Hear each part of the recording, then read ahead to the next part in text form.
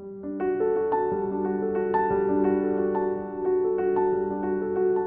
morning everyone, welcome back of another vlog of our channel. আজকে হচ্ছে Monday, weekday start, আর এখন বাজে হচ্ছে 9:10।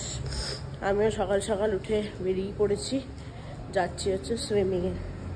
আজকে শিখি যাচ্ছে না আমার সাথে, শিখি বাড়িতেই রয়েছে। শিখির লাস্ট উইকে যে চা পড়ে পোড়া ব্যাপারটা হয়েছে, ওটা এখনো পর্যন্ত পুরোপুরি হিল হয়নি।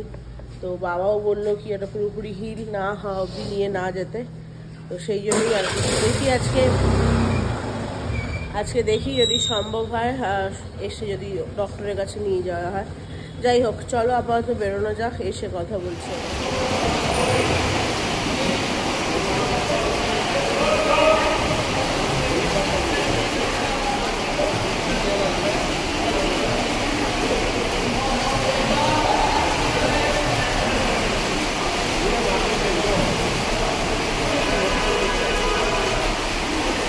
আমাদের যে ড্রেসটা দিয়েছে দেখতে পাচ্ছ, ভীষণ ভালো। শুধু আমাদের নয়, ইভেন প্রত্যেককে, মানে যারা যে ফিল্ডে আছে সেই অনুযায়ী আলাদা আলাদা প্রত্যেকের জার্সি দিয়েছে।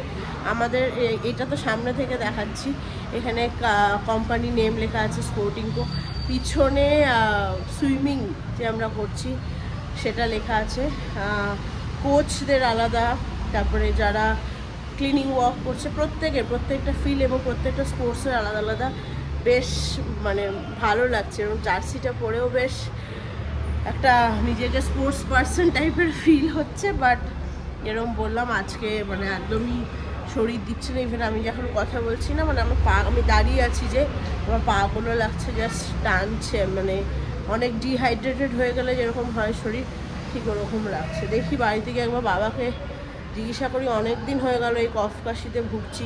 কফ কাশির জন্য হতে পারে, যদিও ডাক্তার দেখিয়ে ওষুধ খেয়েছি গতকালকে, বাট ভীষণ টায়ার্ড লাগছে। যাই হোক, চলো, অল্প বাইরে বসে আছে, যাওয়া যাক। এবার যাওয়ার পথে এখন এসেছি একটু MS পালিয়ার, কিছু কাজ আছে।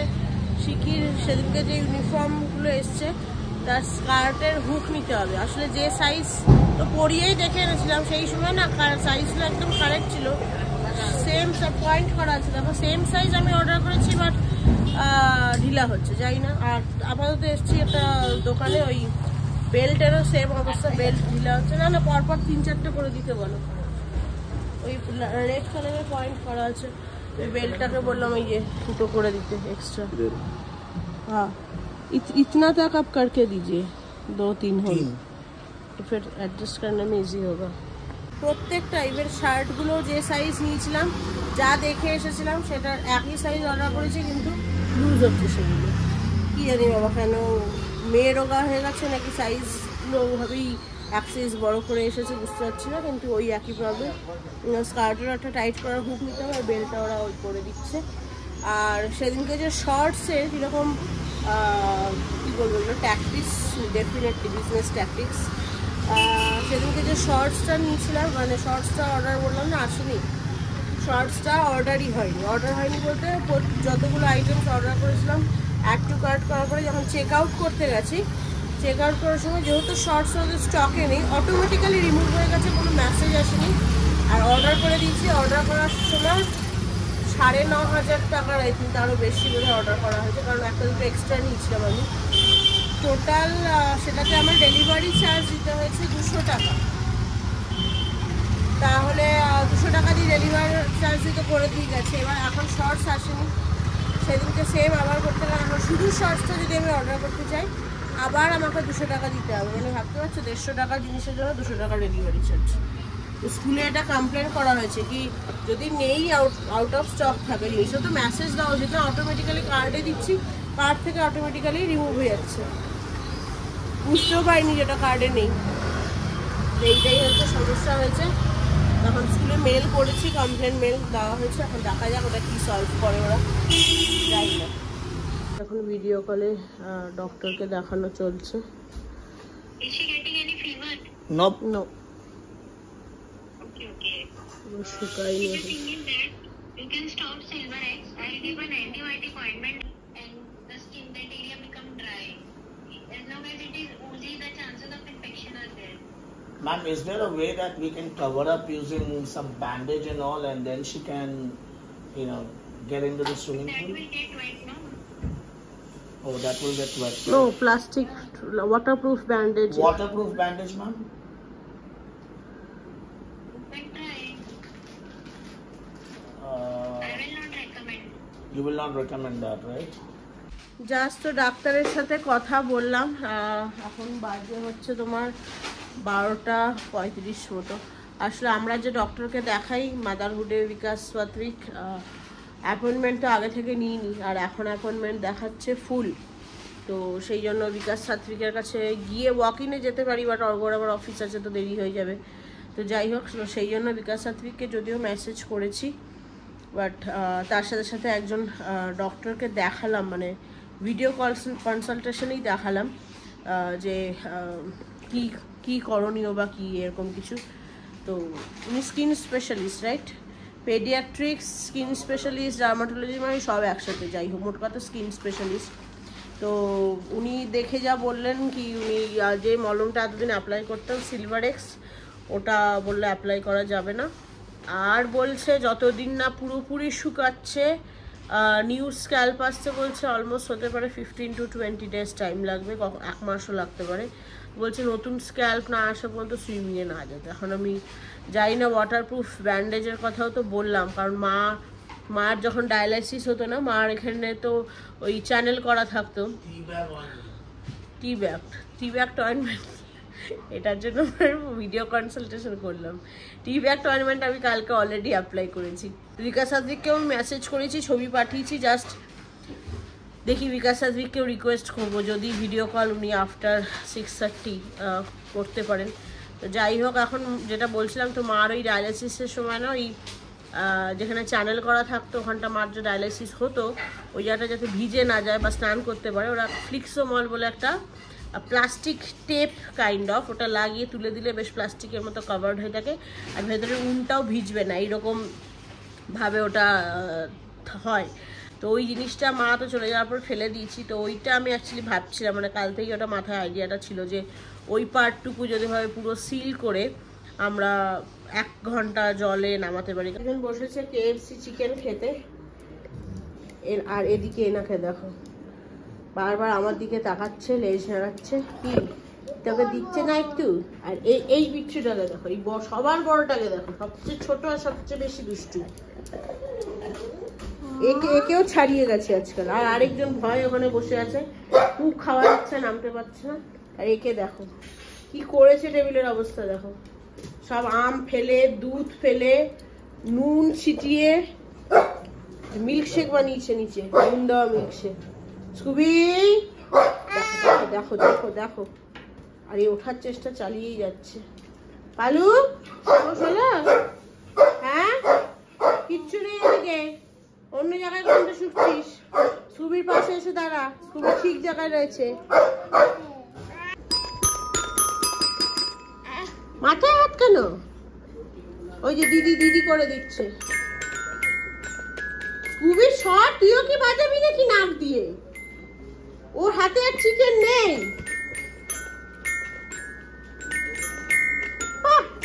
খুব সুন্দর হচ্ছে, খুব সুন্দর হচ্ছে, খুব সুন্দর হচ্ছে। Very good, very good, very good, very good, very good, very good. ঘন্টা একটা হাম্পি দেবে, হাম্পি জাইলোফোন বাজাতে ব্যস্ত।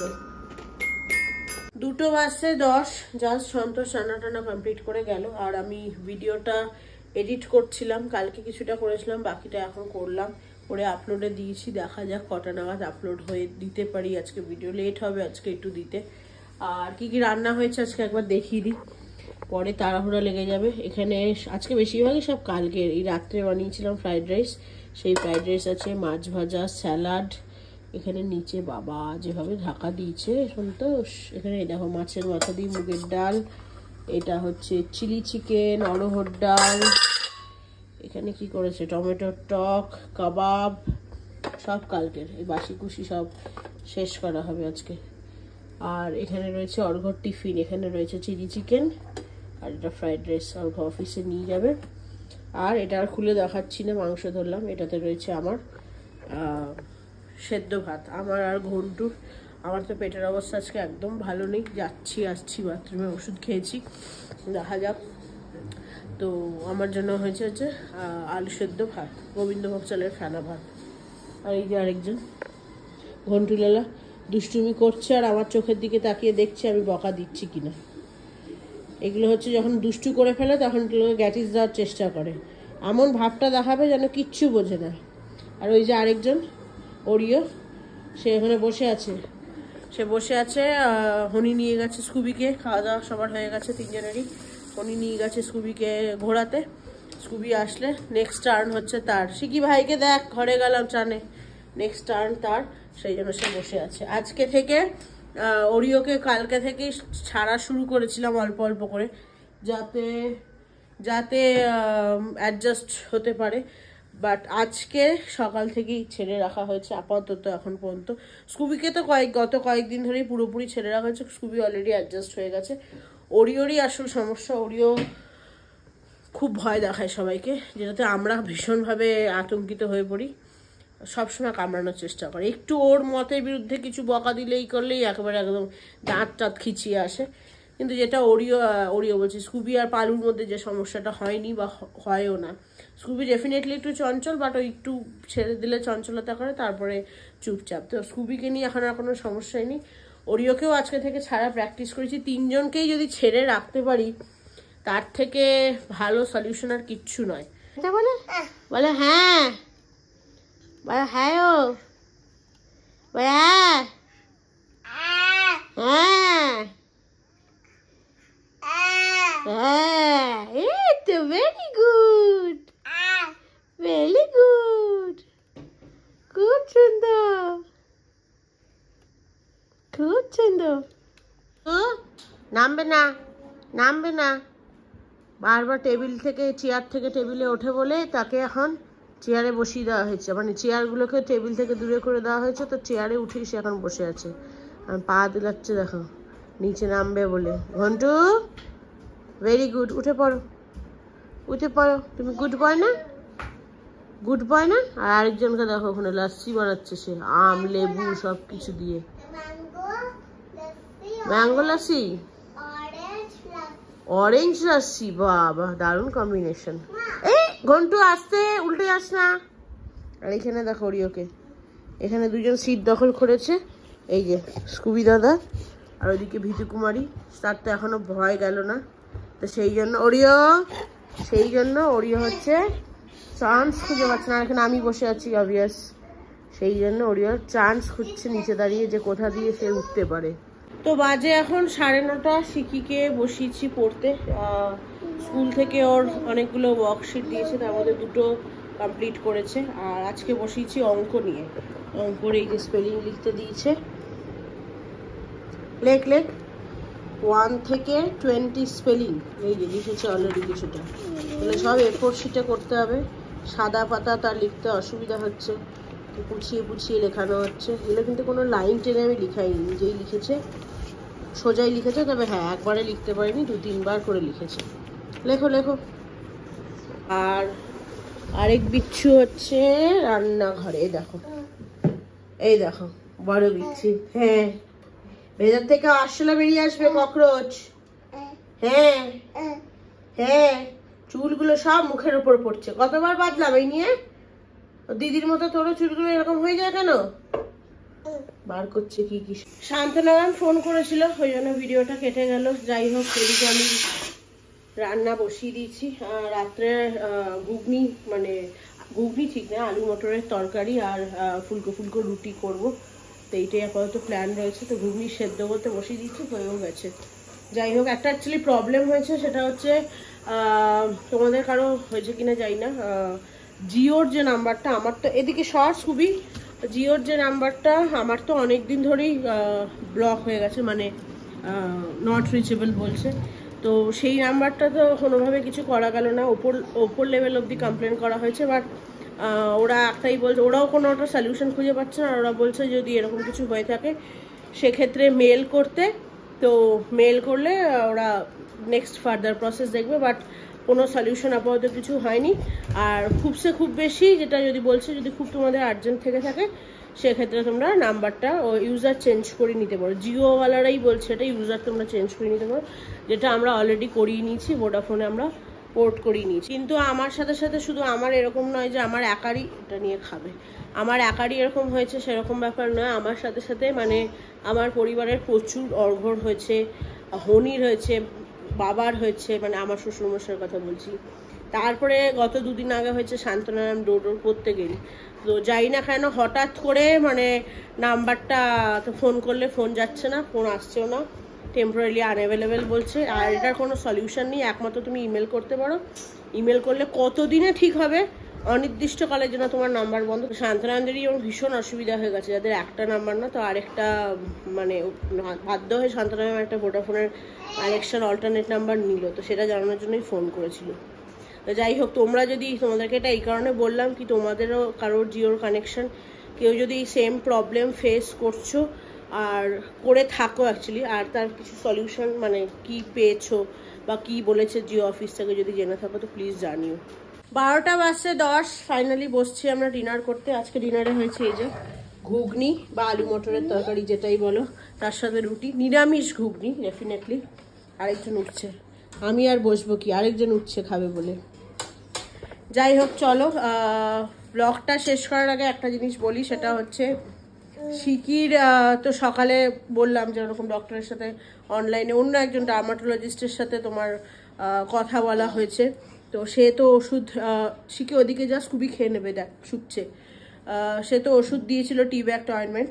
তারপরে আমাদের যে ডক্টর ঘন্টুকেও দেখে, শিকিকেও দেখে, তাকেও মেসেজ করেছিলাম, তো সন্ধ্যাবেলার দিকে রিপ্লাই দিয়েছে, সেও সেম ওষুধই দিয়েছে, টি-ব্যাগ অয়েন্টমেন্ট, তার সাথে আরেকটা দিয়েছে মেগা হিল, আর তার সাথে মুখে খাওয়ার অ্যান্টিবায়োটিক ওষুধ। তবে দুজনেই একই কথাই বললো কি সুইমিংয়ে কোনোভাবেই যাওয়া যাবে না। ইভেন ওই ফ্লিক্সোমল ব্যান্ডেডও অর্ঘ নিয়ে এসেছিল হাতের পাঁচ, কিন্তু ওটা লাগিয়েও বলছে যে ওয়াটার কন্ট্যাক্ট, যেহেতু স্নান করা আলাদা ব্যাপার, বাট জলের মধ্যেই 1 ঘন্টা থাকা, তো ওই ব্যান্ডেডের গাম কিছু কাজ করবে না। তো সেই জন্য মোট কথা হচ্ছে ওটা কিছুতেই সুইমিংয়ে যাওয়া যাবে না, মিনিমাম 1 সপ্তাহ, অ্যাটলিস্ট 5 ডেজ অ্যান্টিবায়োটিকের কোর্স শেষ না হওয়া অবধি। তো এটাই হচ্ছে আপডেট।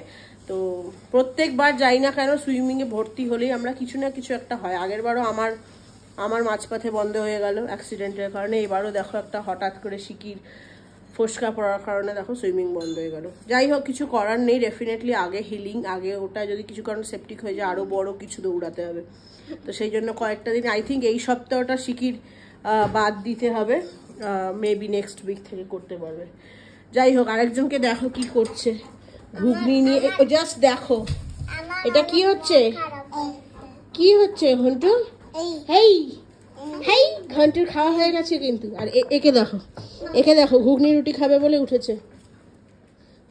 স্কুবি স্কুবি, খাওয়া দাওয়া তো সবার হয়ে গেছে, নেমে পড়ো।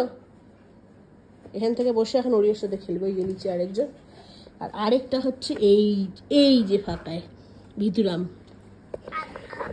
যাই হোক চলো, ব্লগটাকে আজকে এখানেই শেষ করছি। মেয়ের একটু মুড অফ, সুইমিংয়ে যেতে পারবে না বলে। তো চলো, ব্লগটাকে আজকে এখানেই শেষ করছি। ব্লগটা ভালো লেগে থাকলে do like, share, comment and subscribe to our channel. তারপরে তুই বল, সবাই ভালো থেকো, সুস্থ থেকো, দেখা হচ্ছে খুব তাড়াতাড়ি আরেকটা নতুন ব্লগ নিয়ে। ততক্ষণের জন্য টাটা।